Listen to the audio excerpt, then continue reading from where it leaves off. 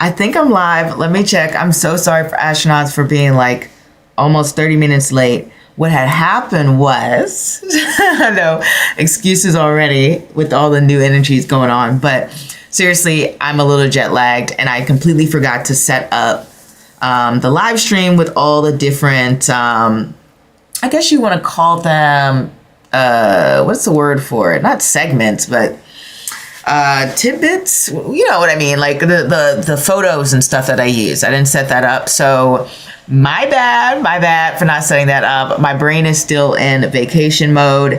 I need to get back to it. So, but that, I guess that's okay because I know a lot of you guys will be, watching this back later, hopefully to get the information for your sign. So let me get started with everything. Let me set this thing up right. Put it off to the side, setting off my laptop. And let me actually check that I am live and nothing has gone wrong. You know, you always got to check these things with YouTube. Sometimes funky stuff happens. And I'll create the thumbnail and stuff later. So hopefully you guys can tune in for that. Let me get into this. Let me actually edit my post.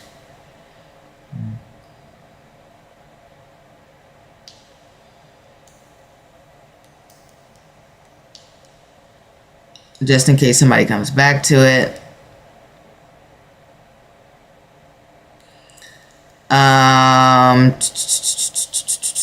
And let me check the live sound check, guys.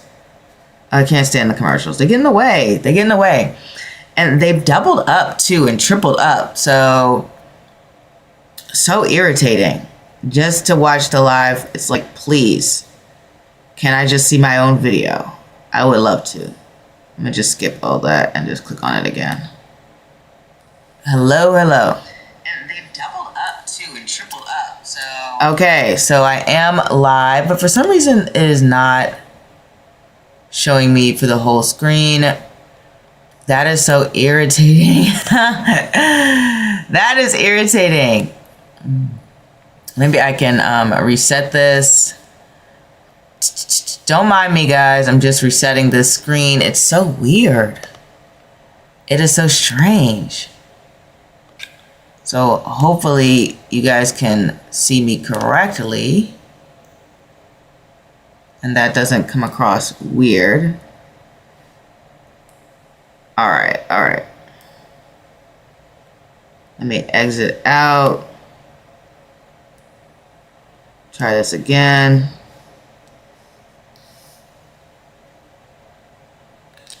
There we go. Okay, it looks right. Looks right now. Super zoomed in for no reason, but that's how things go. Right. All right. Now with all of that, prepare yourself, guys. This is one of the most historic transits that we will experience within our life. So I've been doing my research, and like certain other astrologers, granted, I focus more so on Vedic astrology. This aspect I literally could not find in at least our recorded history. Now, I know certain people in a Western perspective, this has actually conjunct before with Saturn conjunct Neptune, April 8th, 1742 in the sign of Aries. But we're going by Vedic astrology, and because Western astrology use more fixed placements and goes by the seasons, Vedic is not the same. It goes with the current sky placements, you know, so the sky moves or the earth wobbles, causing things to kind of go out of alignment over time, or change alignment, I should say. I shouldn't say go out of alignment. Things change, people change, the universe changes. And so Vedic astrology affects, aligns with that. And so what I did is I went back to the closest time that we had to these energies to get you started on what could this feel like? What does this look like? What does this transit bring, right? So here we have one of the most powerful, I said, historic transits of all time because of its rarity. This has more than likely not occurred within 4,000, 9,000, whatever thousands of years. Saturn and Neptune conjuncting in the nakshatra of Uttara Bhadrapada. So what I personally found when it comes to this nakshatra placement, and let me pull my information up to make sure that I am being accurate here, right? I don't want to give you guys incorrect information. I want you to know that what's really occurring. So the closest aspect that I could find was around January 554, excuse me, CE, right? And so in January 554 CE, Saturn was in Uttara Bhadrapada and Neptune was in Revati in a wide conjunction. So not exactly the same, but probably the closest I could find to this energy. You can also look at March 27th, 1703, where you have Saturn conjunct Neptune. They're in the sign of Pisces, but they're in Revati, right? So like I said, it really hasn't happened. You know, Saturn and Neptune have not come together in Uttara Bhadrapada. And so we're going to get into what that could possibly mean. What could be happening as this historic event, astrological alignment, is unfolding in our skies.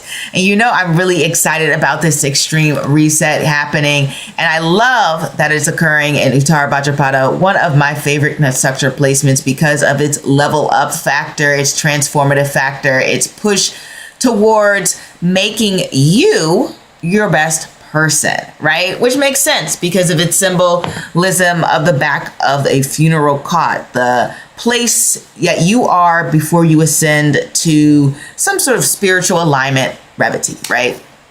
Where everything is complete and masterful. So let us get into this energy right now, guys.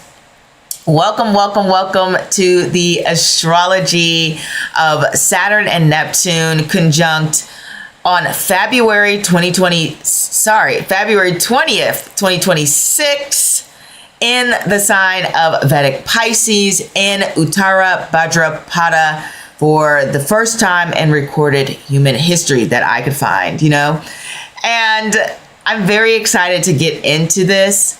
This is going to be quick, easy, and sweet in terms of the history. I don't want to waste too much time on that. I just want to give you a good overview so you can have an understanding for the feel of everything that is going on. And boy, am I happy to be back in my humble abode, in my PJs, in my nice sweater. Well, I'm not wearing PJs, I'm wearing leggings, but in my nice comfy clothes.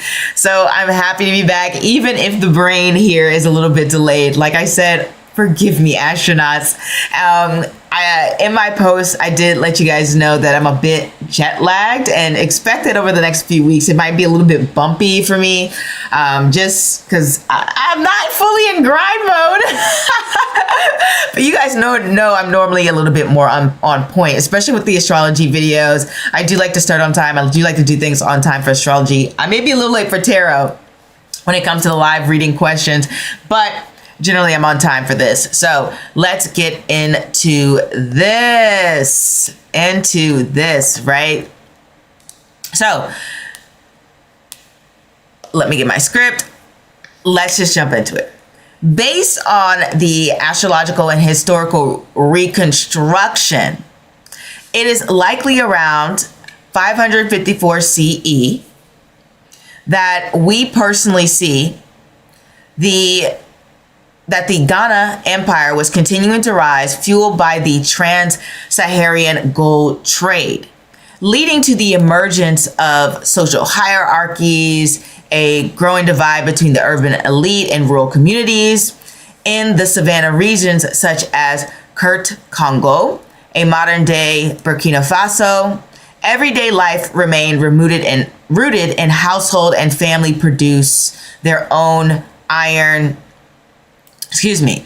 everyday life was rooted in the household. Families produced their own iron and poverty, farmed for millet and fonio, and processed shea butter and kept livestock, dogs, chickens. Lastly, in the normal locations, this collectively already fostered an initial conversion to Islam. So there were a lot of different changes going on here when it comes to the rise of the Ghana Empire, which is interesting because when we talked about that Saturn and Uranus sextile happening for the first time in thousands and thousands of years, right? And over 1,000 years, we had a similar theme when we were speaking upon the fact that we have this fueling of the rise of the Ghanaian Empire. Now, when we had Saturn and Uranus make that sextile, Saturn being in Uttara Bhadrapada, Uranus being in Krittika, as they are now. Back then, and go back to my previous video if you don't know what I'm talking about, all that information is there. I'm actually going to link it below after this video, and so you guys can get that information, go straight to it. We spoke about the fact that the empire, the Ghanaian Empire, was actually in a blossoming stage, right? It was doing quite well for itself. This trans-Saharan gold trade was leading to lots of new inventions, making life slightly easier. We talked about the fact that there was more salt available for meat and preservation, and all of the different changes that came through the development of that Saturnian and Uranus sextile. Saturn, as I mentioned before, being in Uttara Bhadrapada, and Uranus being in Krittika. And it's interesting now as we look even further back, and we're talking about this 554 period of Saturn into Uttara Bhadrapada and Neptune in Uttara Bhadrapada. But obviously in this period, Saturn is in Uttara Bhadrapada, Neptune is in Revati. We have a similar feel of the beginnings of the rise of the Ghanaian Empire. And you guys know I love to make these connections. So it seems like Uttara Bhadrapada is bringing about transformation, particularly in certain regions that are open to innovation, change, and who aren't relying or so reliant on systems. So I think that's quite interesting that at both times when Saturn's in Uttara Bhadrapada making these powerful rare aspects, we have that solidification or that stimulation of a rise in independence and breaking away from systems and creating new systems that lead to quite literally gold mines, right? Or the expansion of gold trade in this case. So what assisted with this rise? Like, what caused this transformation? What led to these sudden changes of events? Well, actually, it's an interesting story, but we're not going to get into all the details because that's, it's history. There's a lot going on there. We had the 19 Gothic War between the Byzantine Empire and the Austro-Gothic Empire ended in 554 CE with the Byzantine victory. However, and if you hear any noise, it's my heater. However, it was a lose-lose outcome through the empire. So the empire had emerged the winner. What's going on with my voice? Though the empire had emerged the winner, they were so drained of their resources that they were unable to defend against future invaders. Furthermore, the Italian economy, which is where they were fighting the war, the Italian peninsula, that was in ruins, despite the Byzantine efforts to recoup the cost of the war through heavy taxation. Much of this newly conquered territory remained abandoned and unproductive. In the years following the war, the survivors were forced into crumbling, impoverished settlements with little access to food or clean water, all while suffering waves of the plague of Justinian, aka the First Great Plague, which started in 541 AD. So I thought this was a very interesting connection because they say history doesn't repeat itself, but it rhymes, right? So once again, we have this major aspect of Saturn and Uttara Bhadrapada making a conjunction to Neptune, and it's following some great plague, right? In 2020, we obviously had the pandemic, and it's not too far away, right? And this year, 4 years before we had the end of the Byzantine victory, we were in the middle of the first great pandemic that changed the course of history, right? Especially for Europe, and obviously it affected Africa as well, as we just mentioned previously. Now, 4 years ago, from 2026, obviously 2022, we were still in the pandemic, but things were starting to come to like a closing stage. But you can still say it gave a little bit more of pandemic vibes. So I just find it interesting that both times we have this pivot out of a devastating time in history. Now, obviously in 500 CE, there wasn't that extreme advancement in science that we have today. And so, as I just mentioned, they were still going through waves of sickness. The pandemic would hit and then it would go away and then it would hit again. It really devastated a lot of people, especially those who lived within cities because they were more clustered together, which is why the more, I guess you'll say, farmer-like rural groups weren't as effective by this going on here. And let me just change my slide here to the Gothic War. Sorry for all the strangeness going on here. And so I wanted to make that connection, the fact that, again, we have this connection of when systems fail to protect us, which I will get into a little bit more later. But I want to give you this full history going on with the Gothic War. So, because Emperor Justinian, obviously, this is why it was called the Justinian Plague, Justinian, the ruler of the Byzantine Empire, because he was so focused on winning back this Italian land and fighting Persia, he actually ignored the deep interior of North Africa and left his governors there with very few resources. This power vacuum actually allowed for local Berber tribes to seize control of the inland regions, transforming themselves into rebels, into these primary middle men of the Sahara. So by managing these caravan routes, the tribes pumped gold, salt, wealth south, providing this economic fuel and the rise of the Ghanaian Empire.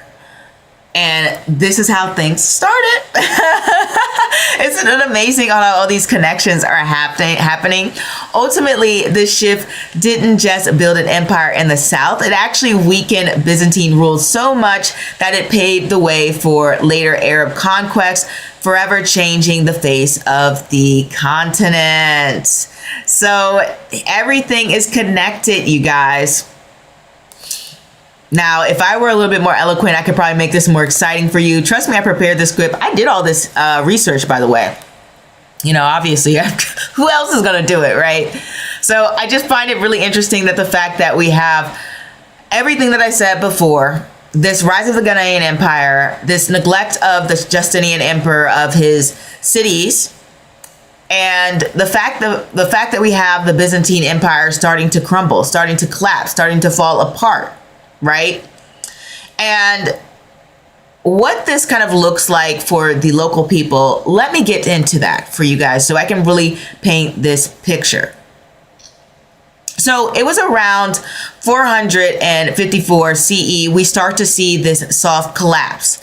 The state where the king had held ultimate power, how do I say this, was now only being rented to local strong men. This early stage of the hard collapse, which I talked about in my last video, of the Carolinian empires and the Vikings in 874 CE, was essentially the hard collapse. And back in 554 CE, the land wasn't yet permanently a family gift. It was only later, when this protector image of the king fell, that he was forced to grant permanent ownership. That was the Viking period. Before then, it was just like rented, as I mentioned. Creating this hierarchy system where the lords and dukes owed land, and it was passed down through privatized hierarchies, while the dukes and the lords became protectors. I also want to mention the fact that on the Mediterranean, the North African coast, we had this Romanian savior image. I just want to paint this picture for you. This Romanian savior image was so strong. It was like, we are the strong empire. Our emperor is there to protect us. Similar to that feel for the Vikings, right? Where we had the Carolingian Empire thinking, oh, they're there to protect us, etc., things like that. So the image of this Roman soldier there fighting battles, protecting the empire from all of these great evildoers, was completely shattered during this Saturn conjunct Neptune period, with Saturn being Uttara Bhadrapada, Neptune being in Revati. After the 19 years of brutal wars and paving the ways of the plague and all of that jazz, people felt like the world was ending. They had lost infrastructure such as public baths, state-maintained roads, international shipping, etc., etc. Like, imagine if we just lost our mail service, if we lost our roads being upkept by government contracts and private contracts, etc., things like that. If we had lost all of these public resources, this is what was happening for people within that Romanian Byzantine Empire going on there. So it completely shifted their mentality towards self-reliance and becoming more deeply religious. They were searching for, spiritual answers as their civilization collapsed around them. In total contrast, as I previously mentioned, we had the rise in Ghana Empire, and the communities of Burkina Faso were actually entering a major period of growth. Because they were already built on household self-reliance, the things I was talking about earlier, where they were producing their own iron, pottery, food, etc., they were actually perfectly positioned to thrive, using this new trade routes to build an empire, while the old world's superpowers were in retreat and collapse. So I wanted to go over that quick history really quickly so you can get an understanding of what this brings. And as I said, I'm obviously going to put the link to the previous video so you can understand this shift towards more self-reliance, this destruction of this image of greatness, of power. And I even think that you can see a lot of that today, especially when you think about America in general. We think about America, at least previously, being this major superpower that had this powerful, like, Hollywood image, being the world's savior, etc. And I think over the past couple of years that image has started to crumble. And people are starting to see what America is truly like and what it stands for. Obviously, being a Black woman, I am not surprised by a lot of the events going on in the world and even particularly in America. Everything that is happening has been done to us and continues to still be done to us since the beginning and the founding of this country. Same with Native Americans, which is how America got sound. All of the violence, all of the unfairness, all of the lack of humanity, and etc. But I'm not going to go into a tangent on that, right? We want to focus on everything when it comes to this. So let's move further into this, guys. I said I don't want to spend too much time when it comes to the historic backdrop. I just wanted to give you an understanding of the events that led to all the things that I was previously talking about in the Viking era and the rise of the Ghana Empire in my previous video. And I wanted to kind of show you how things were mirroring, and gave you the initial setup when we had the soft collapse and the hard collapse. And it is interesting, right, guys? Because when we talk about these energies of Neptune being conjunct with Saturn, and then we also talk about Saturn being in the sextile to Uranus and Krittika from Uttara Bhadrapada, we have the soft and hard collapse, right? And so the fact that we have both of these energies happening now, it's almost like we have both of these things being in parallel. We have this soft collapse, meaning we have this image of what is going on, like this protector image, etc. Our systems are great, we have a wonderful country, etc. That starts to crumble. And then we also have this hard collapse of infrastructure, right? And I'll tell you a little bit more about that as we get into these 2026 predictions, so you might understand what this actually looks like and what's occurring for us right now. Sorry for that, guys. I'm like losing my voice here. I think I'm just not used to speaking as much. So actually, what we're happening now is the old guard is dissolving, right? The governments are, well, let's get into this. Let's get into this. What this could possibly look like is the governments selling tolls, road bridges to private companies as the state stops maintaining the roads, as company rents the right to charge you as you use it. And you're actually seeing a lot of this happening now. For example, as I was doing my research, we have private utility companies like American Water and Essential acquiring municipal systems of most of the Commonwealth of Pennsylvania. So essentially their local governments don't and didn't have the resources to properly invest in sewer systems, drinking water, and waste management systems. And because of that, you have these private companies, as I mentioned, like American Water and Essential, coming through, buying up all of these municipal water systems to manage them, to take them over, to upkeep them, to make sure rural populations have water. But obviously the issue when it comes to that is, especially we all know, privatization can lead to more expenses, right? Instead of having this local government being responsible for managing our drinking water, managing our waste, well, now there might be a fee associated to it, or there might be a higher cost associated to utilities because we have more private companies running that. So that is something that you want to look out for when it comes to private systems. And you know what? You might even actually see that, because as we were just talking about with the mail, saying, imagine like we didn't have mail, right? The government controls our mailing system here in America. I know that a lot of you astronauts are from around the globe and everything like that. And hopefully this is all interesting to you. A lot of you astronauts are from around the globe, but here in America, right, we have our public government managed mail system. And that is to make sure that they get to these rural populations. But, you know, as we know, America is experiencing a lot of debt right now. And so it could be that we slowly start to shift and actually section out these contracts when it comes to delivering mail or sending mail and postage. And that in itself can sort of make sending mail a privilege in a way.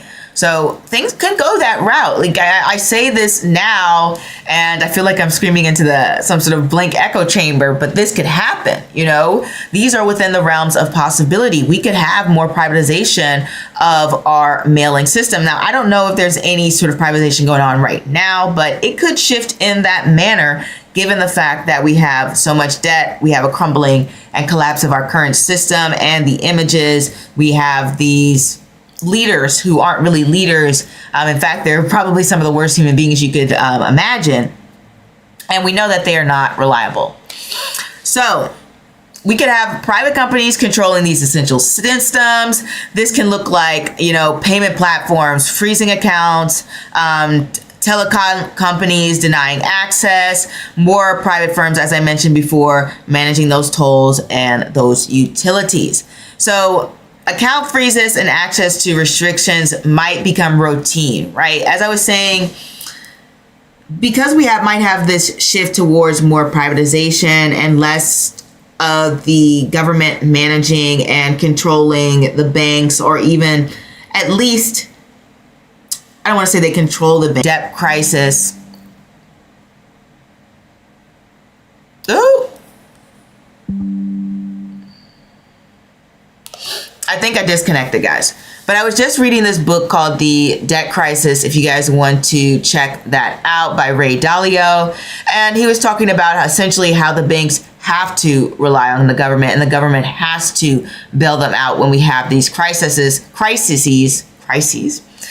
because we don't, it actually could give a further collapse of our economic systems that will be completely devastating. Hence why we had the Great Depression. The government, was too slow to bail people out, or even didn't know if they should bail people out. And because of that, we had this period of depression that wasn't actually, how do I say this? We weren't bailed out until we had a war, right? Until we got that economy stimulated. So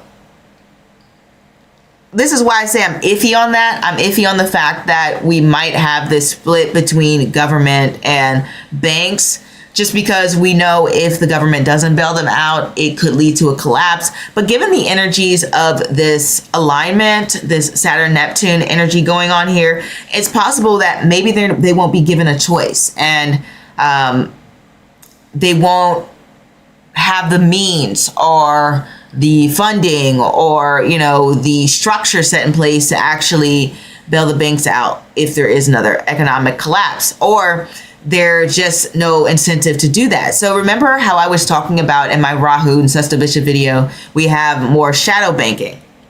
So obviously after the 2008 collapse, there are more rules set in place when it comes to sending out loans and approving people, and there's just more restrictions there in general.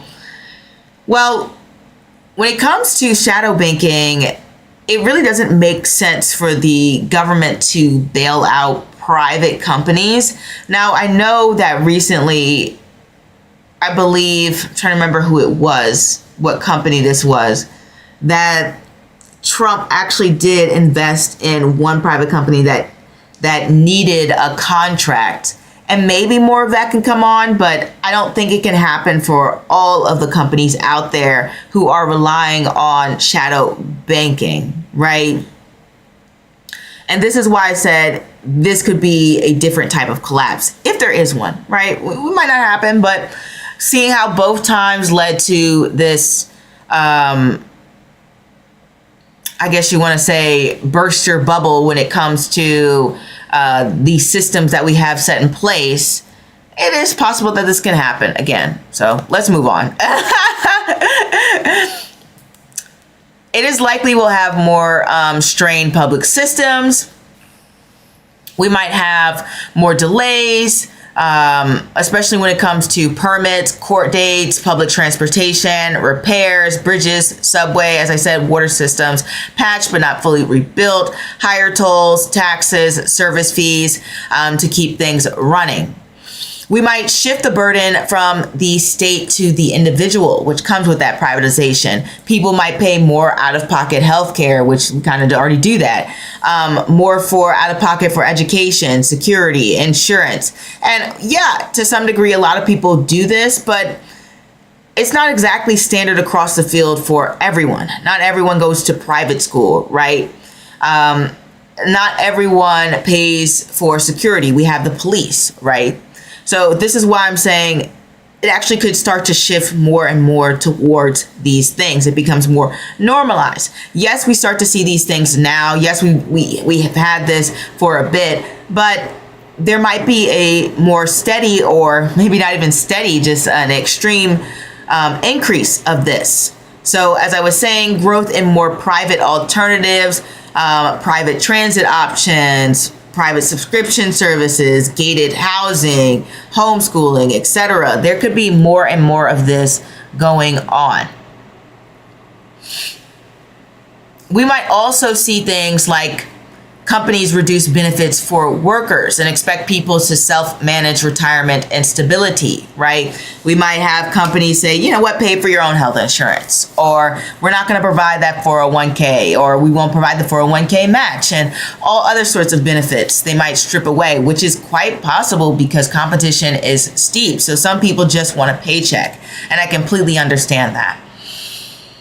There might also be, more digital ID, tighter verification systems, more required logins, biometric checks, age verifications, more centralized digital records tied to services. And then lastly, we want to talk about the most obvious theme, the rise in independence, which echoed our previous video as well. So for those who directly control their land, their resources, or their marketable skills, they're likely to remain more stable and especially more adaptable as systems weaken or shift. So for example, a hairstylist or an esthetician renting out her own suite and booking her clients directly, they might have this leg up when it comes to this situation. Somebody who is like a nurse practitioner running a small private clinic or telehealth services, people who essentially have marketable skills. And it's actually interesting because previously, before I was watching this video on TikTok, because you guys know I love TikTok, and then obviously it was about Black women talking about how we've been pushed out of the workforce through this administration. And a lot of people were in the comments were saying how they wanted to start their own thing. They're sick of doing all of this work and not even getting paid, half as much, or maybe they do get paid half as much. And that's part of the problem as well. They're not getting paid their fair share, and they're tired of being subjugated to racist systems and prejudice and discrimination and everything that's going on when it comes to how we have our systems structured and set in place. So this could actually lead to a lot more of that.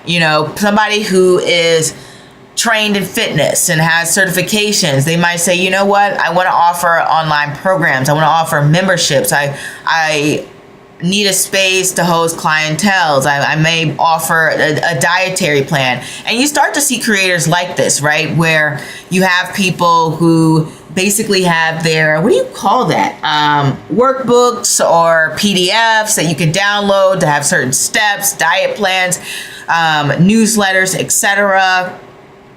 And I am all for it, right? Obviously, as a tarot reader on YouTube, I have my own Etsy shop. You guys can book readings through that. So I obviously always encourage you guys to have more independence, even if, things aren't booming or you aren't the most successful person at the time. It's always good to have a way out of the system and a way to support yourself. But obviously that might just be my belief, and I don't want to push that on you, but still just want to give some solid advice.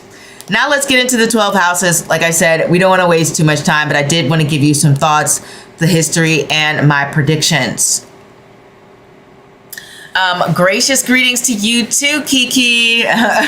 So happy to have you here. Hopefully you are enjoying the video. We're just about to enter all of the different signs. Just got finished doing the history and predictions for what this Saturn and Neptune conjunction could possibly bring.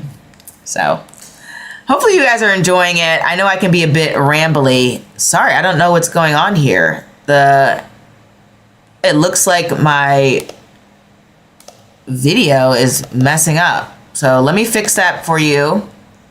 So irritating. I just fixed this. And let me fix Taurus too, since that's next.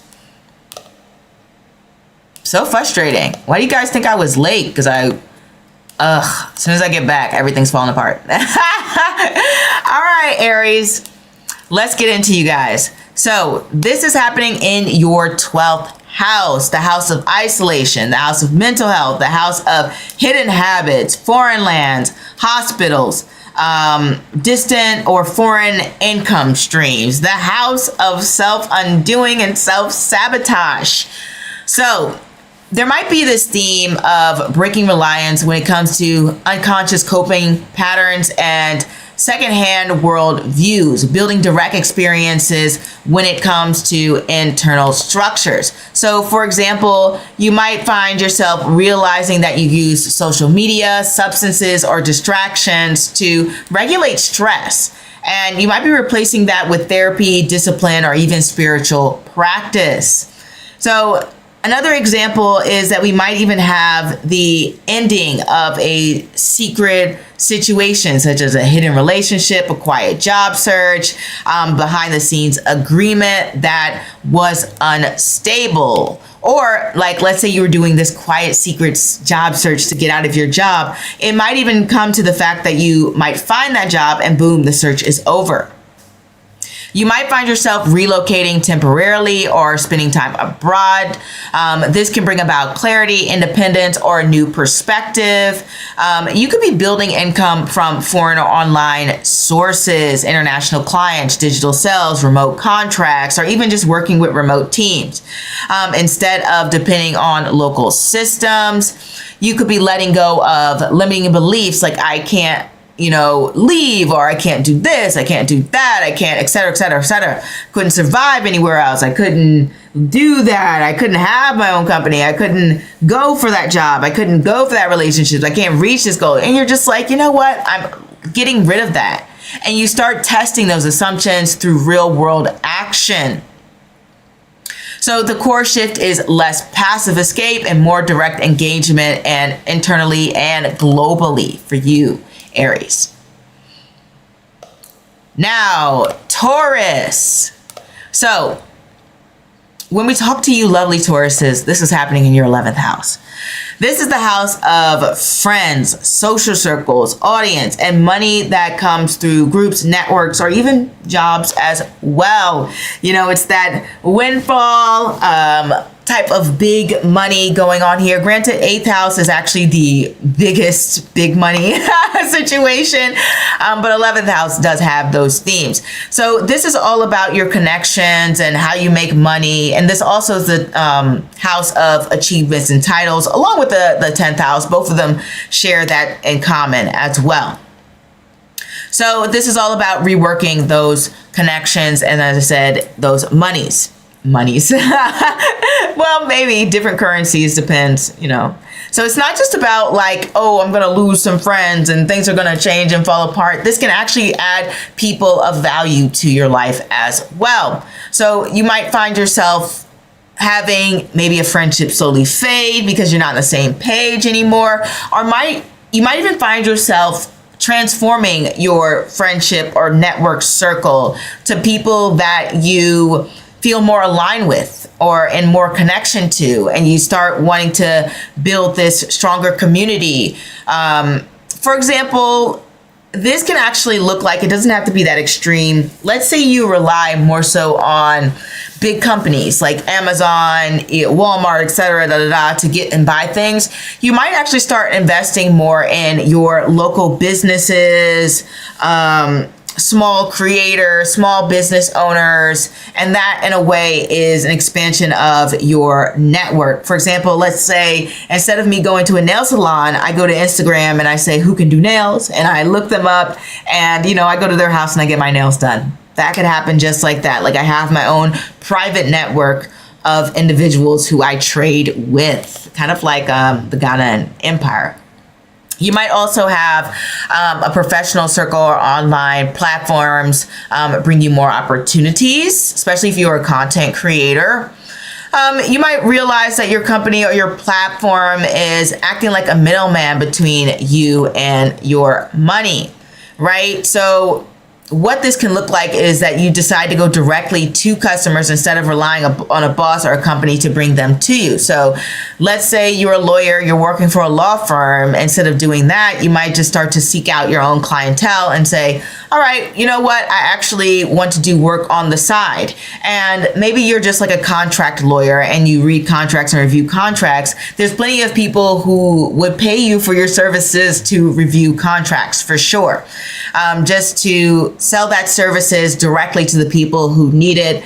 That is something that you might find yourself doing. You could build your own audience, your own email list, your own client base, a friend group. It really doesn't matter. It's all about those network circles and friends.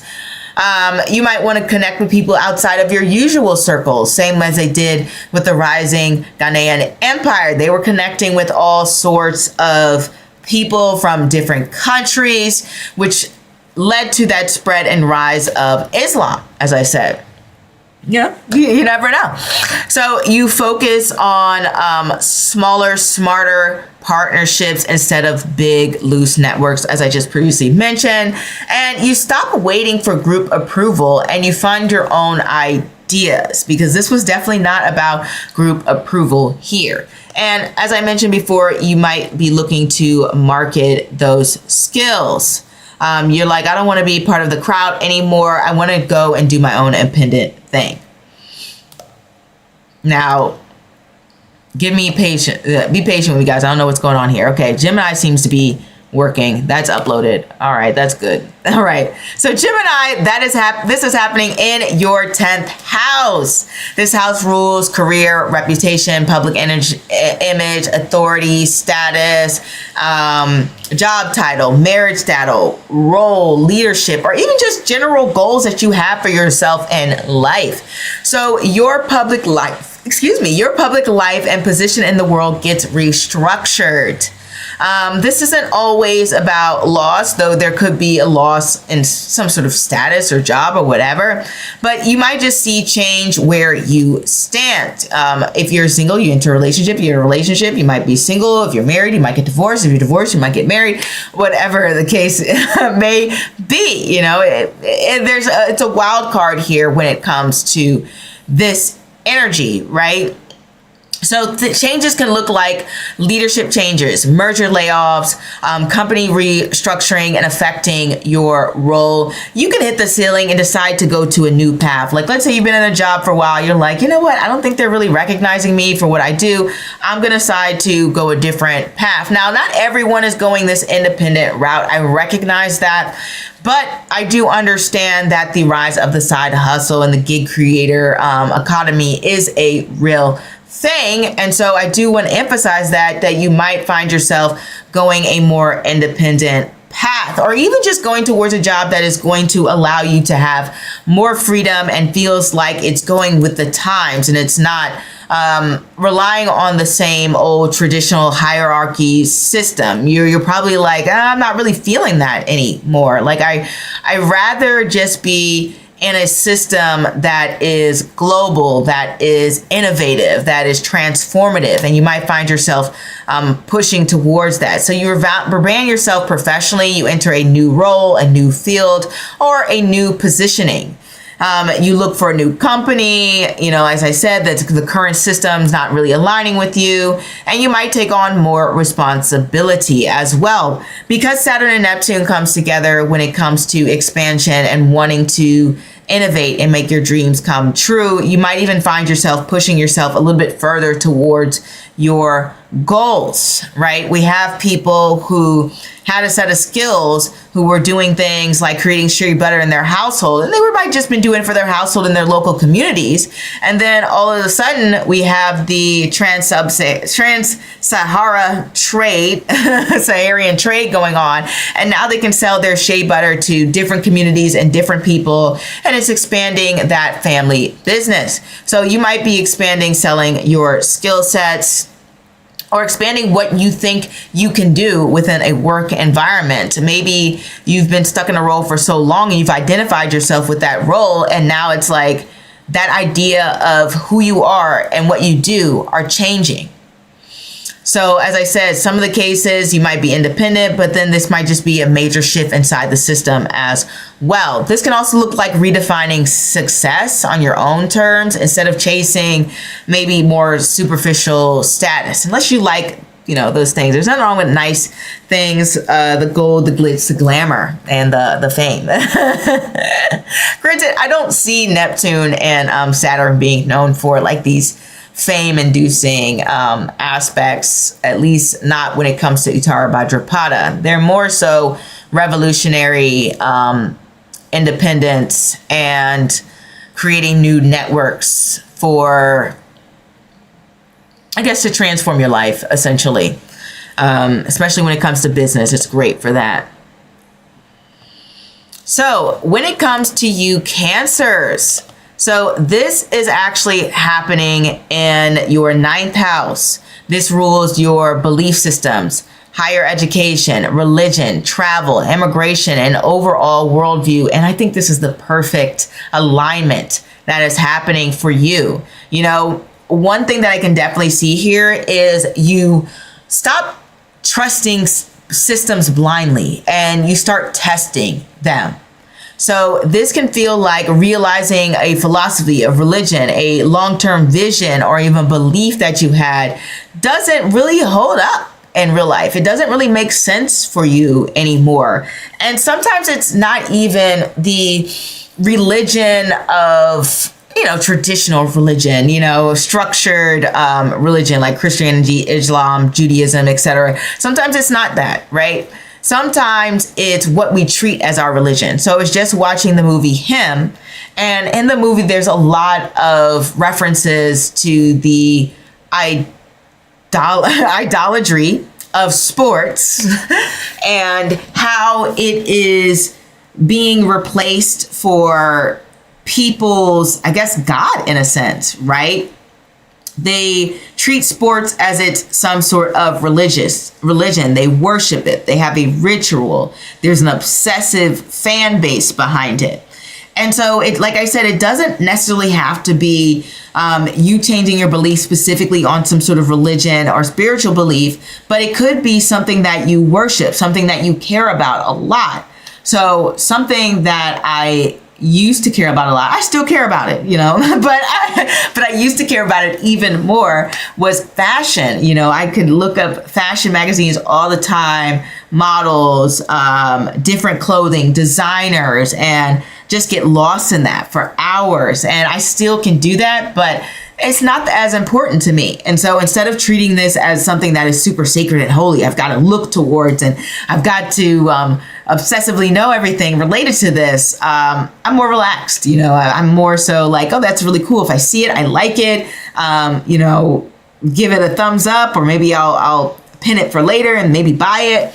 So things like that. You might chill on that, or you might even, you know, be more adamant about certain beliefs. That can also happen as well. It's not always losing your religion. Sometimes it's gaining one, gaining a new perspective, gaining a new obsession, thought, and belief. So this can look like questioning the teachers you grew up with, forming your own conclusions, realizing a degree or certification doesn't automatically equal security, which I think a lot of people realize that. Or maybe you can realize that it does to some degree. It does provide you some sense of authority over things, because the 9th house can deal with authority figures as well. And so you might even realize that through your education, you have become the authority on certain subjects. When it comes to travel and immigration, I think this looks beautiful for travel and immigration. As we talked about previously in the history, we had this destruction of essentially the Byzantine Empire, the slow, soft collapse of everything going on. And a lot of people abandoned that in that Italian peninsula. They went to move elsewhere because life was not livable. It was not sustainable. Same when we have that rising Ghanaian empire. It opened up new lines of trade, which allowed people to travel, or even just push people towards travel, because they're like, well, I got to go where the money resides, you know? So this actually looks amazing for that Cancer. So if you're looking to travel abroad to gain some sort of certification, some sort of degree, PhD, whatever the case may be, this is an absolute beautiful time for that. For sure, that luck can arise in that sort of area. And this can bring about a real world lived experience wisdom about you, because the 9th house is your wisdom. It's the knowledge that you have. So you might be shifting from what actually sounds inspiring to what actually works. Instead of relying on the news or stereotypes, you actually go places or experience people yourself. This gives you that real world experience. Saturn is all about the real world. You know, it's like, I don't care if Neptune's with me or not. And as you guys can saw from those last two events, Saturn doesn't care. Saturn's like, I don't care who you put me with. I'm going to show you the reality of that situation. And so you're learning from lived experience rather than doctrine. And it's less about sort of losing faith, but more so transforming it, whether that be you decide something's not for you or you double down on something, whatever the case may be. It's up to you and what feels right for your life. Now let's go to Leo. So Leo, this is happening in your 8th house. This is the house of shared money, debt, taxes, inheritance, intimacy, dependency. So I want to pause right here because I do want to make sure that I am sounding good. Okay, I am sounding good. And thanks you guys for coming in and giving all the thumbs up. Let's get straight back into Leo. So as I was saying earlier, the 8th house is the house of truly big money.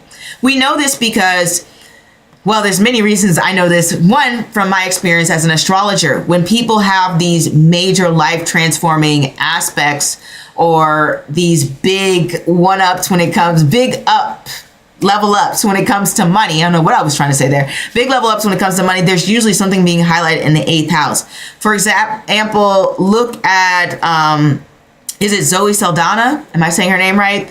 Who recently became the highest paid actor in Hollywood. So right away, as soon as I saw that, I was like, oh, she's going through something in 8th house.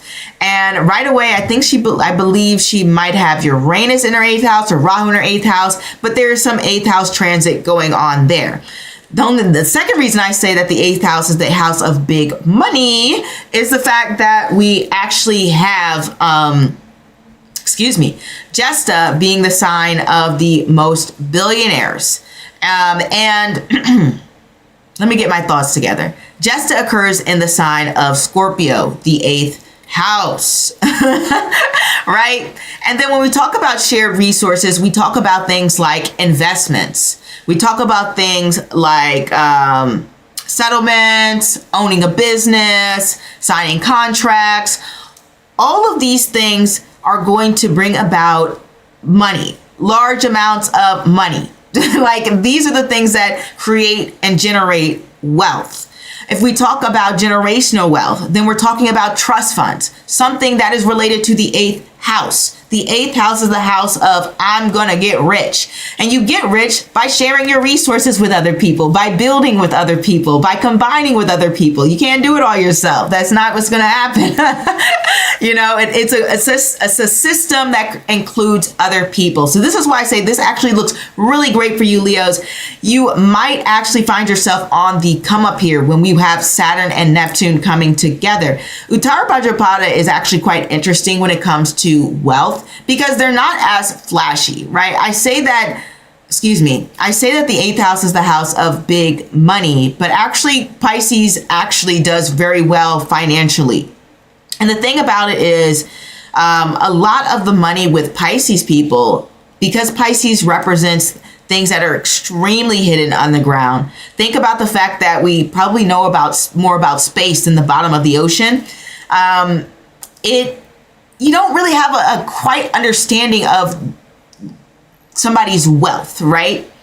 And the whole reason I mention this is the fact that, one, this transit is happening in the Vedic sign of Pisces. Two, it's happening in Uttara Bhadrapada, the serpent of the deep. And so this can actually be a very large gold mine when it comes to making that coin, and also people not even knowing how deep your pockets are. So that could be going on here. Also, this can look like your partner's income shifting and changing your lifestyle dramatically. This could look like an inheritance. This can look like money from a divorce, money from a job, back pay, whatever the case may be. There's so many different aspects to this when it comes to the 8th house. I already mentioned investments. Already mentioned there's so many different ways to invest too, like owning property, selling property. Granted, I will say the 11th house connects a lot to real estate, and the 4th house, but the 8th house as well. Owning property as well. And then I'm trying to think of other things the 8th house connects to. Taxes, especially when it comes to setting up your taxes so that they work for you. And you might even find yourself, loans. How could I forget loans? Yeah, getting loans, getting access to loans, especially loans that could help you run a business. This can make financial paperwork more complicated, but, as they say, more money, more problems, but that's okay, long as the money keeps coming in. I really do see that for you. So you might feel like you want to create more financial independence for yourself, and you might start thinking long-term more about that. And maybe you're already thinking long-term about that. I wouldn't be surprised if that's already clicking for you. And you're thinking about restructuring your financial system, restructuring debt. Maybe if you have a partner, you might want to go ahead and separate finances, or even just create a joint fund, whatever the case may be. You might want to build an emergency fund for yourself, or just setting up your system, your financial system, the way you want it to. For example, certain people have savings accounts when it comes to their kids and they're spending for their children. Then they have a savings account for their vacation. And then they have a savings account for, whatever they want to do. They're like, I just want to buy stuff and have fun, and there's my savings account. Then they have their emergency fund. Then they have their investments. They have their 401ks, their Roth IRAs. They have their index funds, their ETFs. You might create a complex webs of financial systems for yourself. And it's about emotional maturity as well. So I don't want to just focus on the finances. This is a placement for emotional growth. Now, I didn't talk about that within the history and everything like that, as I did with something like Rahu and Sestabisha, when I talked about the love and the romance and the emotional changes going on. But this can happen too. There's a moment of clarity, a moment of transformation. 8th house is about a huge transition period within your life. You're going through something emotionally. You're spiritually changing. You might even be becoming more independent. You might have a stronger belief in yourself. You might want to do more things. You might want to live your life in a different way. 8th house is very transformative. It really is very, very transformative. I don't know how else to say this, but people go through graduations when it comes to the 8th house. People obviously get married, get pregnant, have a kid. It's just a house of those big life transitions. So all of those things can be happening, and it can totally shift your mentality.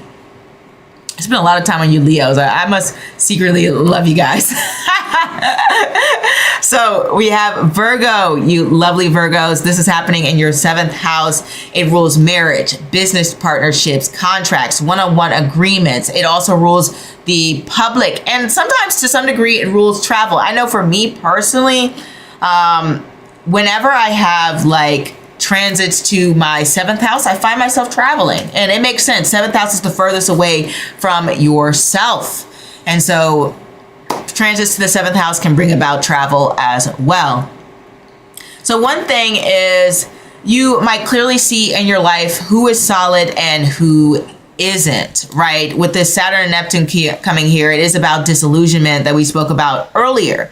And so what this can look like is you might find yourself in partnerships that were running on hope and fantasy that need restructure. And so you gain new partnerships, or you transform the relationships that you have. Uttara Bhadrapada is known for its honesty. I mean, blatant, blunt honesty get you in trouble type of honesty going on here. And so you might even find more honesty within your relationships, and feeling like, you know what, I actually want to be more of myself. I actually want to be true to who I am within my relationships.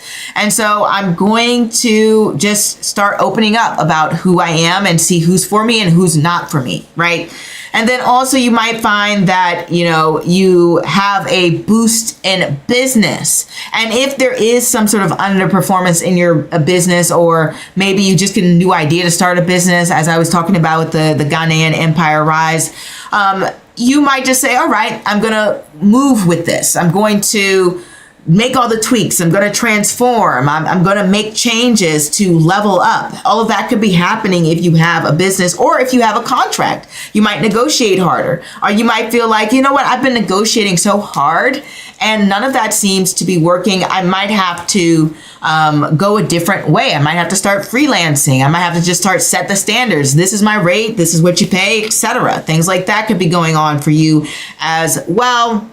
I already mentioned the travel aspect that is going on. And then this is also, you know, maybe taking commitment more seriously. One thing that happened with the first Great Plague, right, is that people realized the value of life. And then you also saw that push towards spirituality because there was so much confusion and hurt going on in the world. And so maybe you're just like, I need somebody who's going to be by my side. I need somebody who's spiritually aligned with me. I need someone who's aligned in their lifestyle and their way of thinking. And you start taking that commitment very, very seriously. And you filter for anything that isn't what you desire within your heart. So that can happen as well. You're choosing partners who are practical, who are consistent, who have a open mind to the reality that you would like to live for yourself. And then also this can look like I'm not going to overextend myself. I'm not going to try to save anyone. I'm not going to create weak bonds. I'm going to create mature bonds. And like I said, when it comes to access to public, other people, one-on-one partnerships, that is likely expanding. You're meeting some very interesting people at this time that could change your way of thinking, who can really rock your world, Virgos. Like, this is very, very powerful for you. And then to some degree, this can also be, you know, in the worst case scenario, you know, gloom and doom and life comparison. As they say, comparison is the theft of joy. Hopefully it's not going in that direction, and it's more like you find people inspiring and you want to do what they're doing and you're just like, oh, I want to do that too, and you jump in. And I'm hoping that is a thing for you. But I recognize that sometimes we have to work through those emotions of hurt, jealousy, comparison, and all of those jazz. So I recognize we're all human. We all have flaws. That can happen. My beautiful Libras. So happy to be here for you. This is happening in your sixth house, the house of daily work environment, or even just your daily routine, health, coworkers, debts, problem solving, rentals. I think I said pets as well. And I'm trying to think, clothing, you know, things that you buy as well. Sixth house, recognize that that's the job house. That's definitely the job house. That's the work house. That's the I got things to do today house, right? And so this is happening here. I got things to do today house. And what this can look like is now you find your daily life transforming. You might even find inspiration in your day today. You might find new opportunities when it comes to jobs, when it comes to, you know, I'll say when it comes to loans, like for example, let's say you need a loan to get a car, you might find it a little bit easier now, you know, depending on different aspects, but it could definitely, you could definitely have an opportunity to gain some loans. You might have you might like refinance a home. You might find yourself having access to a dream rental, gaining some sort of property, moving. Sixth house really isn't something that's permanent. It's one of those transition houses, like the eighth house, right? And when we look at this, this is something that can happen in terms of you moving someplace, and it could possibly be foreign. It could possibly be different for you. It could just be a different change for you. Like maybe you're used to living in a certain environment, and now this new rental property is deep in the heart of the city. Maybe you lived in, I don't know, Queens, and you moved to Manhattan. That could be a big change. So this is what I'm talking about when there could be just a transformation of your living situation as well as the way that you live your life. So one thing that we talked about when it comes to the opening of the gold trade is that they were also trading salt and other resources. And the reason that I bring this up is that you might find an improvement when it comes to your health. The same way that salt allowed people to preserve food for longer, you might find yourself being able to find what diet works for me, what foods are good for me, what's good for my skincare routine. Look at my skin, guys. Ever since I came back from vacation, look at it. You might say, oh, vacation is good for me. I'm glowing, right? So these are the things that could be happening when it comes to your sixth house. Like you're just finding what works for you and your health. And it's not just about physical health and the things that you put into your body. It's about exercise and it's about your mental health. You might say journaling is good for me. Learning a new language, or even keeping my mental stimulation alive. What am I trying to say here? Keeping my mind active is really great for me. I was just watching, one of those news segments when it comes to people who were, I guess, way past the age of retirement in their 80s, 70s, and were still working, And one thing that they said, even though they'd rather not work, was that the job actually kept them mentally stimulated. It kept them alive. It kept them moving, and they felt like they weren't deteriorating away. So you might even find a job that makes you feel more alive, that makes you feel more aligned with who you are and yourself. And I'm going completely off script here, but let me get back to the things that I actually want to mention here. So like I said, there might be some health signals that you can't ignore, and so you decide to change your health lifestyle. Archie, we're always glowing both inside and outside. Thank you. You're the best, Archies. I really appreciate it. So for you Libras, this can also look like tightening that routine, sleep, diet, discipline. All of these things could be transforming in your life.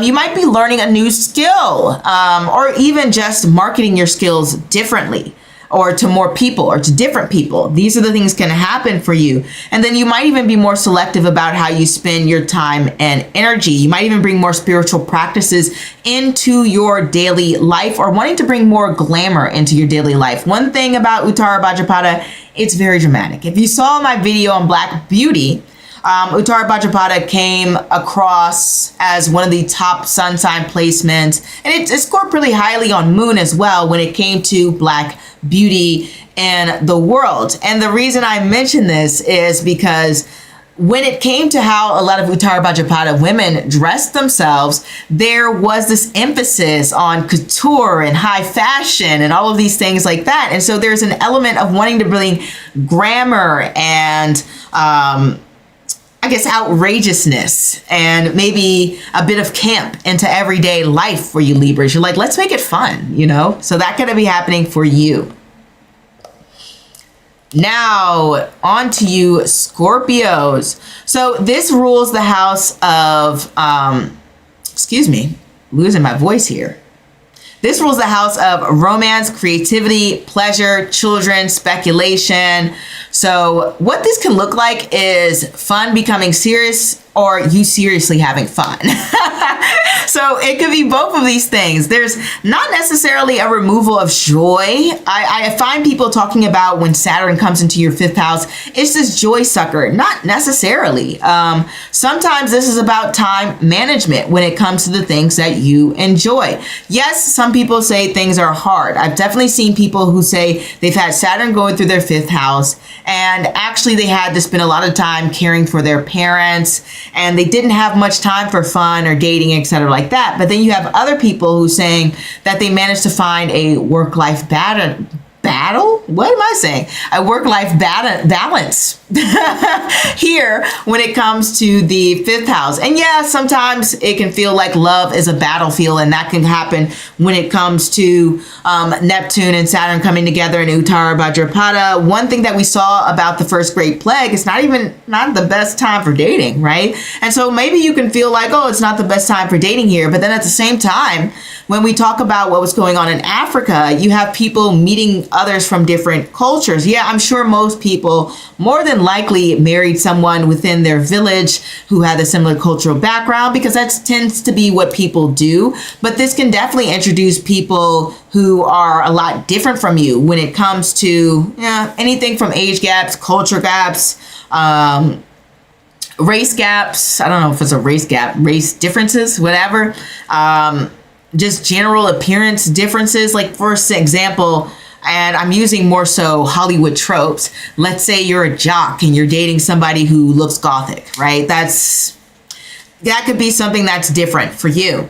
And so another thing that this can happen is that those romantic fantasies can possibly become reality, or you can be disillusioned by romance in some degree. This can make somebody very jaded and bitter. Hopefully that is not you, Scorpios. I'm wishing you nothing but love and happiness. So dating can also become very, very intentional as well.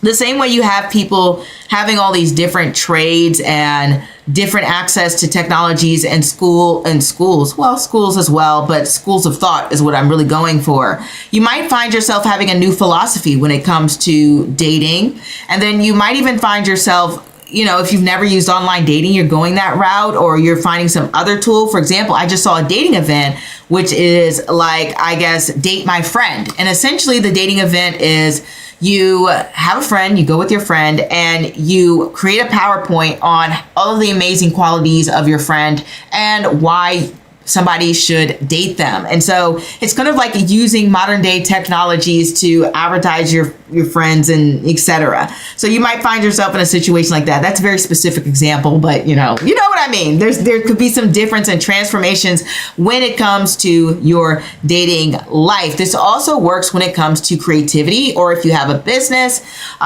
or you have some sort of hobby, anything that has to do with creation. It doesn't necessarily have to be, I'm creating pottery or I'm a painter. This could be film production. This could be, I am a writer. This could be, heck, you could work in tech. You could be a historian, for God's sake, I have known people who've had these Saturnian fifth house, and one thing that they love is history. They are big fans of history and knowledge. And so you might even find yourself digging deeper into that and thinking of some creative ways to access information, or even just more structured ways. And then that's something I want to talk about too. As Saturn and Neptune are coming together, this is going to bring more structure into your creative outlets. For example, some people, they kind of move through inspiration. They're just like, I'm going to go when the time strikes. Now, me personally, I'm not that type of person. I don't care if the time strikes or not. I'm going to set up a video. I'm going to come up with an idea. I'm just going to do it, and I'm going to sit down and do it. That's more disciplined and structured, but not everyone is like that naturally. Some people, they have to create that. They have to build that for themselves. And so that's something that can be part of their daily life. Now, I can learn to be more disciplined about my timing. I'll say that when my But yeah, you might be building your business. You might be building a craft. You might be up leveling a skill set. Fifth house can also represent something like learning a language that is different from you. This can also be about investments. Fifth house definitely connects to investments. And if you have children, well, you might find yourself wanting to invest more in their education. And it doesn't have to be in a traditional sense. For example, one thing that I have a niece. I don't have any kids, but one thing I personally want to do with my niece is I want to bring her to more artistic events. And she personally wants that as well. She's like, you don't bring me with you to these things, right? Very articulate kid, right? So you might want to invest in things like that for your kids. And this can also be about investing in your own personal education, as fifth house just represents anything to have to do with expanding your big, beautiful brain. So parenting responsibilities can increase, or your responsibilities to children can increase. This can look like, I said, making some bold investments, some new investments. I do want to say any risky investments, proceed with caution here. You don't want to act too wild, but at the same time, you don't want to be complacent. Money is designed to move. If you're just hoarding money, that is going to keep you in a cycle of poverty. That is not me being extremist. That is fact. If you're not investing, if you're not building towards something, how are you going to keep up with inflation? You can keep looking for jobs and jobs and jobs and trying to make more money, but your money should be making money for you. That's just the truth. So you might even find yourself trying to do that. You want to cut out distractions. You don't want to waste time. And that can apply to all of the areas we just discussed when it comes to dating, when it comes to children, when it comes to investments, when it comes to education. You're just like, I am not here for that. I don't want to hear it. Like, I don't want to have my time wasted. I'm going to move on. Life is short. You might even be looking for someone, as I said, similar to Virgo, who's more spiritually aligned to you. And all of that can happen. But I do want to say that this doesn't mean that there won't be any accountability in those areas. Not that I've indicated that there wouldn't be. So be careful when you are making these decisions. Fifth house is the house of karma. And you may have some good karma unfolding for you now. But if you push towards losing your integrity in any of these areas, or just, in general, things might not play out that great for you, And then also, if you let fear hold you back, you might even find yourself living through devastation. So, yes, that's my pick-me-up, I guess, at the end. Sorry, guys, don't mean to be a Debbie Downer. Sagittarius, this is happening in your beautiful, beautiful fourth house, the house of home, family, property, land, and your emotional world and your private life in general. So when we talk about this, your whole foundation gets reorganized. This is your emotional world that is being transformed, and it can be transformed one of two ways. You can find yourself in a place of sudden fear from all of the different changes that are happening within your life, and changes will be happening within your life. They'll be happening in all our lives. And you can find yourself stuck and clinging to the past. Fourth house also represents your family childhood history. I just wanted to mention that because before my mind trails somewhere else. And when we talk about our childhood history, and we're talking about things being in Uttara Bhadrapada and these deep secrets being revealed, you might find some family secrets are being revealed, or just maybe it's not a secret, but you're finding out more knowledge about things. You're learning more about your history. You're learning more about your own personal family. It doesn't have to be personal. It could just be your history. Like, obviously I'm African American, so I could just pick up a book about different histories related to being African American. So it's really something along the lines of that. Could be happening as well and could be going on. You might find yourself learning more about historical figures and et cetera, things like that.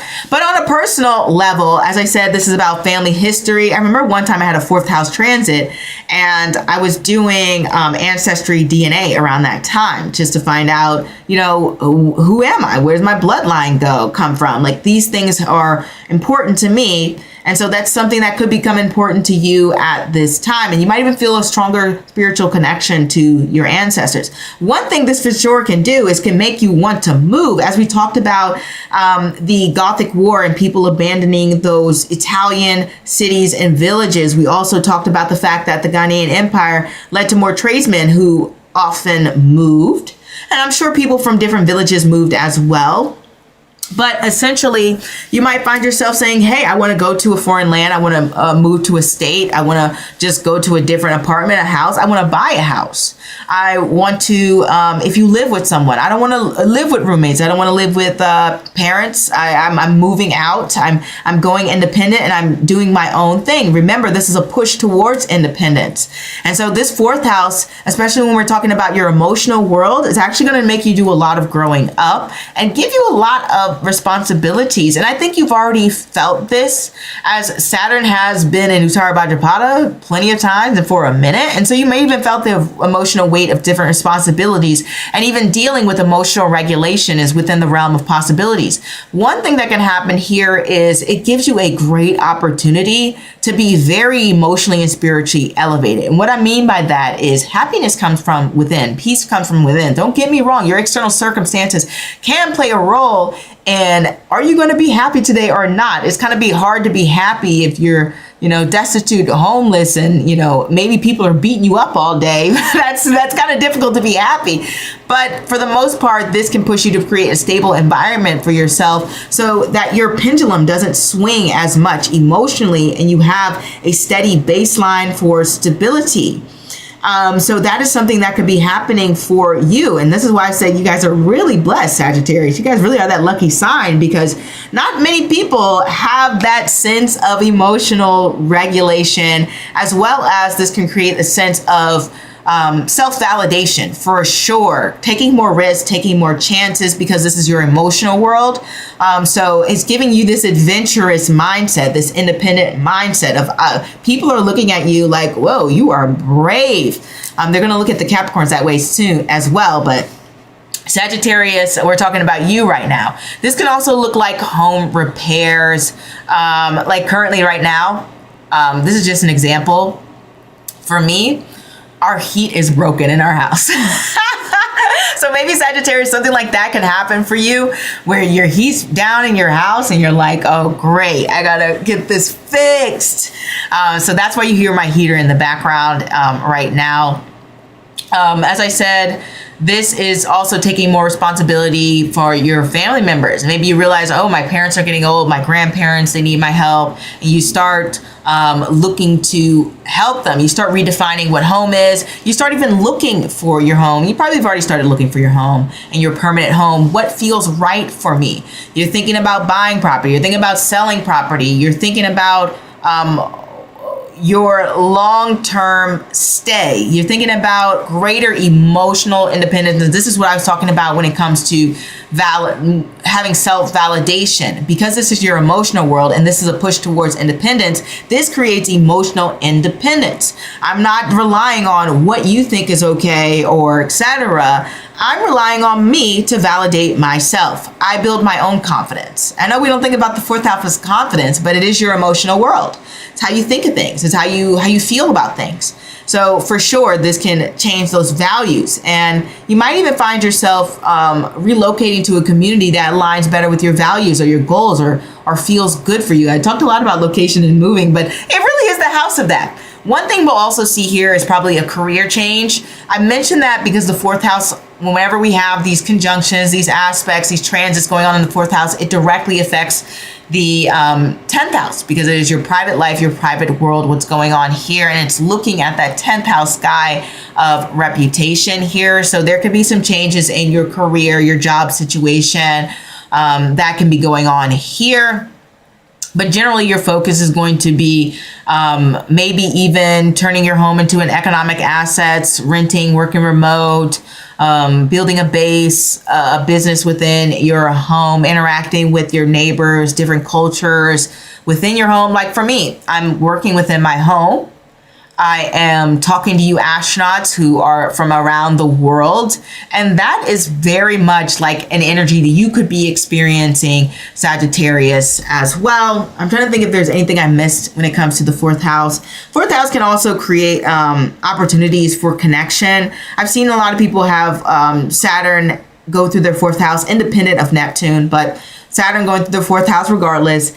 And this can create an opportunity for a long-term partnership, marriage. That's something I see with this aspect going on as well. But overall, it's about building a solid foundation for yourself. So I see that happening.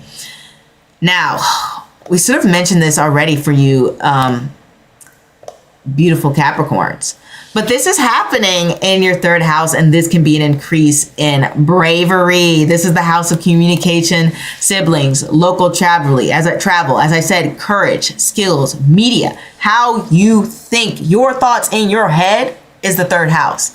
And so this is changing and transforming your thoughts to wanting to be more of that go-getter type of person. And Capricorns, you're already a go-getter, but it's almost like you stop being more passive about what you're consuming and what you're taking in.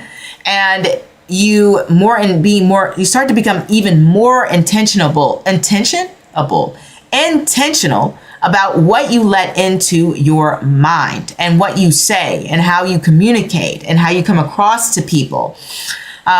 This can also look like looking at the environments in which you can express yourself. One thing I've seen from people who've had like these, one, when they have a Neptune aspect by itself, it's like they're in this space where they say what they think and they just free flowing with that thoughts.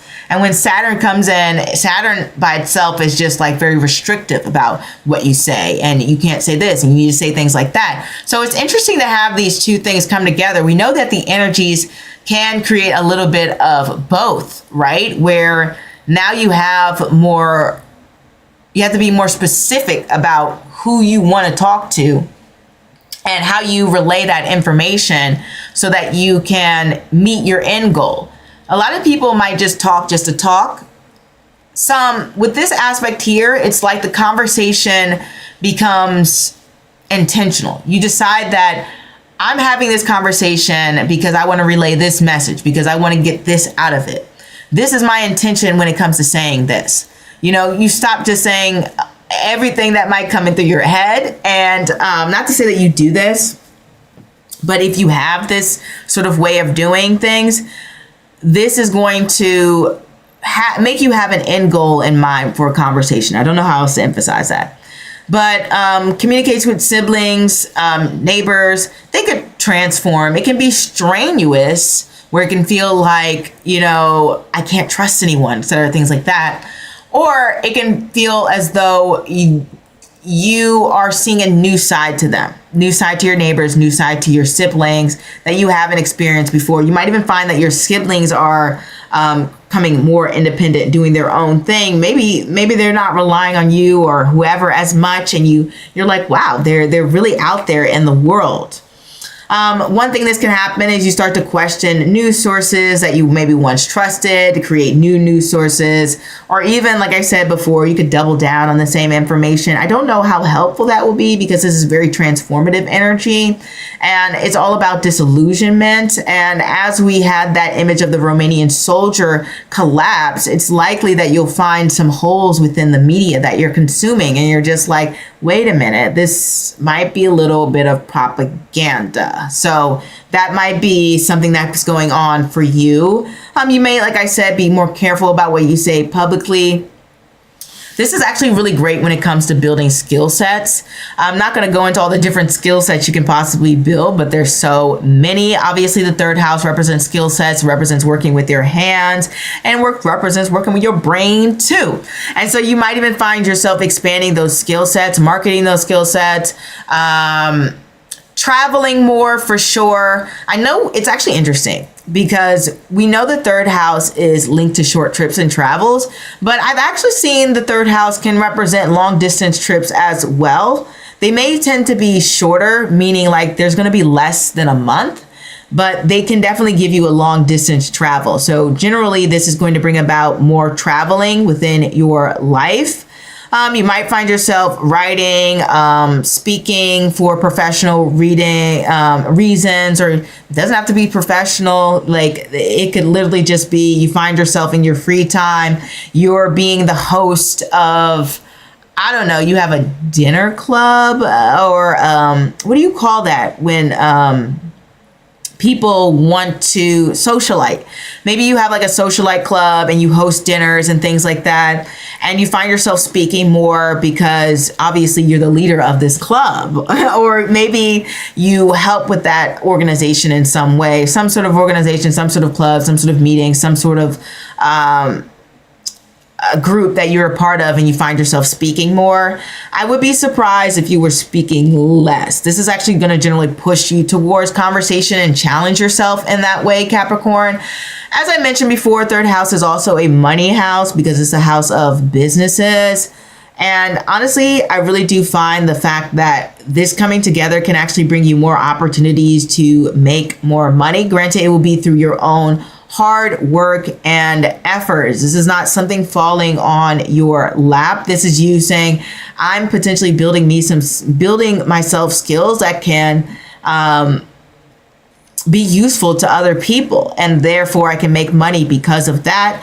And that could be unfolding for you, same as that happened within the Ghanaian rising empire, and a lot of them already had skills. So as I said, this can also just bring you more opportunities to make more money through your skills. Maybe it's not even the fact that you gain those new skills, it's more so you market the skills that you already have. And it doesn't even have to be independently. I emphasize the independence because that is the energy of this transit.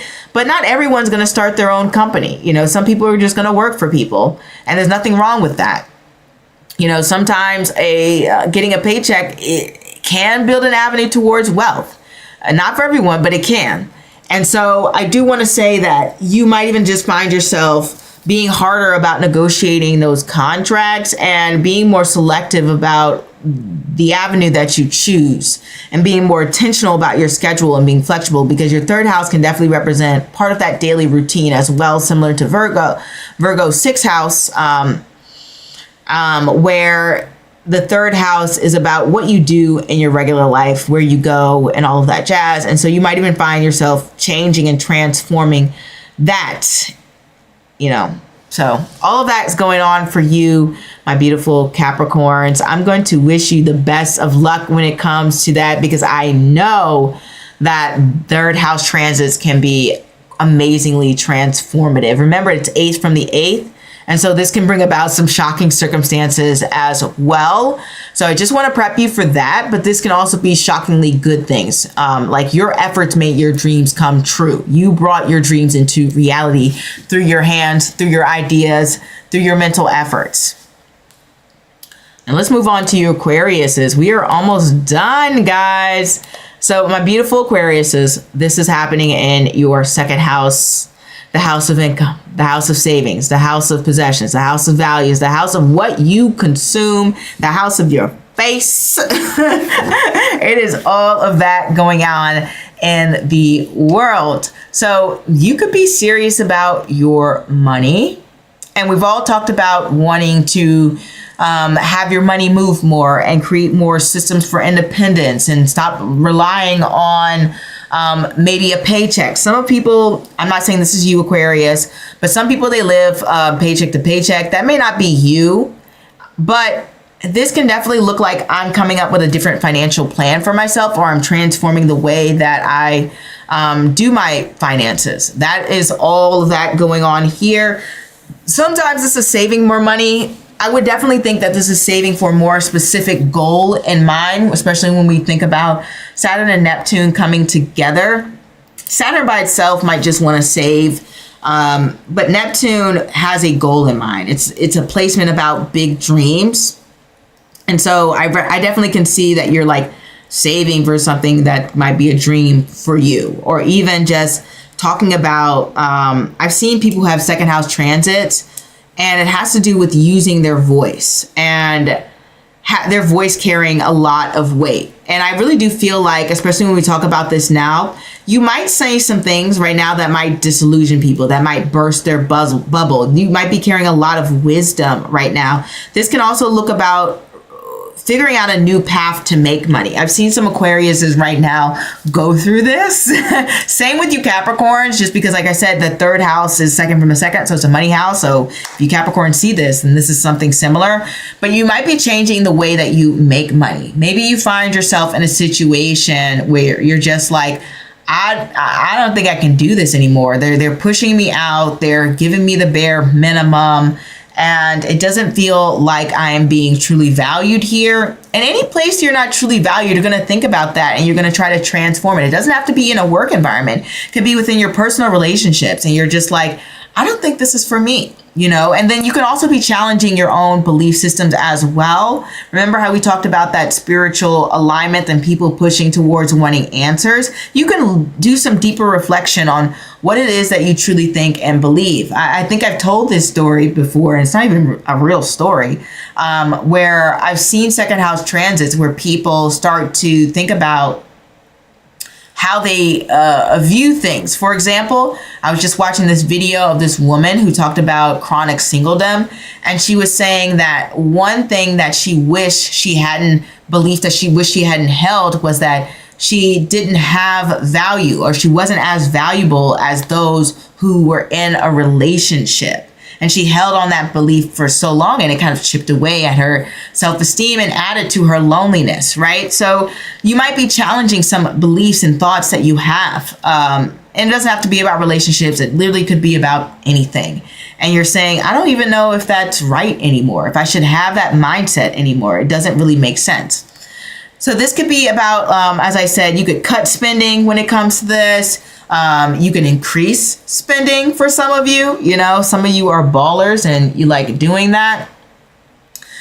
You could be monetizing on a skill you previously undervalued. You can be diversifying income streams. You could be reassessing what you truly value, as I said, and rather than just looking at what's impressive or what society tells you you should value. You're relying more on assumptions and pushing more towards structure.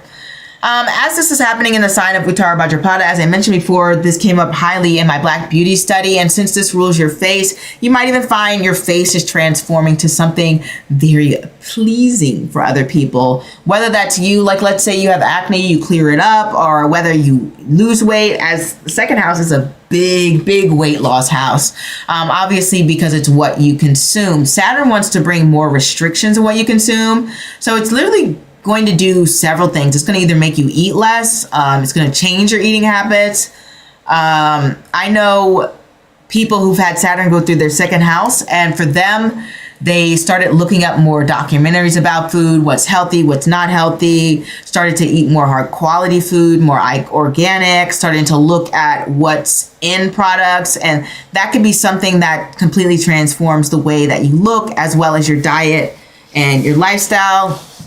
Any of these earth sign houses, 10th, 2nd, and 6th house can affect what you eat and what you put into your body and how you look. So I just wanted to say that when it comes to that going on there. Sorry, guys, I have a cut on my foot and it hurts. But that could be going on as well. And I just want to say for you Capricorns, definitely this can be revolutionary in terms of money, bringing about more opportunities for you. When it comes to family, you know, it can do one of two things. Maybe it creates more distance, or maybe you just find yourself having some family secrets revealed, similar to, I think, Sagittarius going on there. You might even find yourself meeting someone. Second house is another house when it comes to finding partnership as well, which makes sense because when you marry someone, that becomes your family, right? And so this can be in addition to the family in that way, or in another way. Maybe you become a uncle, an aunt, whatever the case may be, but this can definitely be an extension of your family. Sometimes the opposite, but I'm not going to hope that you lose someone, you know, knock on wood. I hope that doesn't happen. But all of these things can be transforming within your life. And remember, guys, the energy wants to shift you to more independence in these areas, thinking for yourself, like learning more about your family, learning about what you value, learning about more financial systems, learning about more about the things that you consume and what you put into your body. It doesn't have to just be food. Anything you consume and put into your body, whether that is, it could be drugs, hopefully not. It could be alcohol, it could be cigarettes, could be vape juice, whatever the case may be. I'm naming all these destructive substances. It could literally be the air you breathe, you know, to be honest. You're just like, I want some good quality air. Let me go find it. But that could be going on. Alrighty, now we're on to the star of the show. I'm sorry I made you wait so long, but you know, we're saved the best for last, Pisces, and this is happening for you in your first house. And honestly, guys, this is sun, moon, and ascendant, but you guys already know that. This is happening in your first house, or maybe conjunct your sun, or maybe conjunct your moon. And this rules your identity, your body, your appearance, your personal direction in life, or your emotional world, or your career, whatever the case may be. But what's happening overall is you're outgrowing the old version of yourself. And if you want to cling to the past, it's probably not going to work for you with this transit. It is all about the changing of the old guard. And so you're going to appear a lot differently to other people. The way you present yourself, the way you talk, the way you walk, what you do, those are all changing. You might have a new lifestyle, new routines, new priorities. Your health could become a serious focus. You might find yourself being more disciplined when it comes to your career, your home, your mental state, being more emotionally regulated. All of these things could be happening for you, Pisces. Dropping a persona for sure. Like you're like, oh, time for the real me, mask off, right? Like this is very, Neptune and Pisces coming together for you guys for sure. And I love the thing that this is happening in your sign, because one thing about Uttara Bhadrapada, it deals with a lot of themes of power and empowerment. It recognizes that you are a powerful person, and Uttara Bhadrapada people are very powerful. And I'm sorry to use this example because I don't like this person. They're not alive anymore, but when we talk about somebody like Jeffrey Epstein, who has Uttara Bhadrapada placement, he was a very powerful person. It's crazy, and maybe I shouldn't say the word crazy, but it is wild how connected that he was. And he was just the shadow figure that had connections to all these different governments and companies around the globe. And it's insane. I've seen theories on how he connects to the manosphere and how he connects to a lot of different propaganda out there. And some of it I'm sure isn't true, but some of it I'm sure has legs to it. And I really do think that there's something about that Uttara Bhadrapada energy that is secretly powerful. So at this time, I'm sorry I used that terrible example, but I just wanted to emphasize the connections and the power. And that's all I'm thinking about. You might find yourself having a lot of power and influence when it comes to the world around you. You might not even think so. You might not even realize just how much your actions or your behavior or the things that you do affect other people, but you are affecting other people. This was the time of the first great plague, guys. So for sure, you're affecting massive groups of people, or even just your community, right? But it's powerful. And one thing that can happen here is you're defining success and identity on your own terms. It's just a new perspective, a new change in how you view things. You stop listening to how people say you should live. This is more independent thought and living your life that way. This is a changing of your appearance, branding, public presence. All of these things are transforming the way you live your life, letting go of relationships that defined you, letting go of thoughts that defined you, letting go of the old way of doing things. This is a time that you might be taking a lot of bold leaps and a lot of bold chances within your life. And you might find yourself being more grounded, more self-directed. For example, you had people in the Ghanaian Empire, or the rising Ghanaian Empire, Ghana Empire, and they weren't expecting trade. They were just doing the things that they always did. But then all of a sudden they have this opportunity to expand what they already controlled. And the same things can be happening for you. The things that your gifts, your talent, whatever the case is going on in your life, the things that you have to offer the world, you might find yourself getting some major opportunities to offer that. And people might find, wow, you have an amazing skill set. You have some good things going for you. I would like to be around you. I want to be your friend. I want to work with you, etc. Things like that. That can be happening for you, Pisces. For some degree, this can create some isolation. For some people, this can create, I am moving, I'm working abroad, I'm working with foreign people. Especially you, Sun and Moon and Sagittarius, that can definitely do that for you. I am working remotely. I'm just, like I said, for some people, it can lean towards more so that Byzantine Empire and things in ruins. But hopefully your life isn't in ruins, and if it is, it's going through the ashes and turning into a phoenix, and that's what's going on here. But you solidify who you are, and that's something that I see. You expand who you are. You start to move from a place of confidence in yourself and your abilities and who you are. Don't stay in this place of fear. Don't hold back. Do what you need to do. So that is what I have for you guys. We have been talking for a minute, but I made it shorter this time. We were only an hour and 48 minutes. Remember all those times when we done 3 hours and etc. I managed to keep it a little bit shorter this time. I just wanted to give a quick blurb about the history, the signs, and it looks like we have a lot to look forward to when it comes to this transit.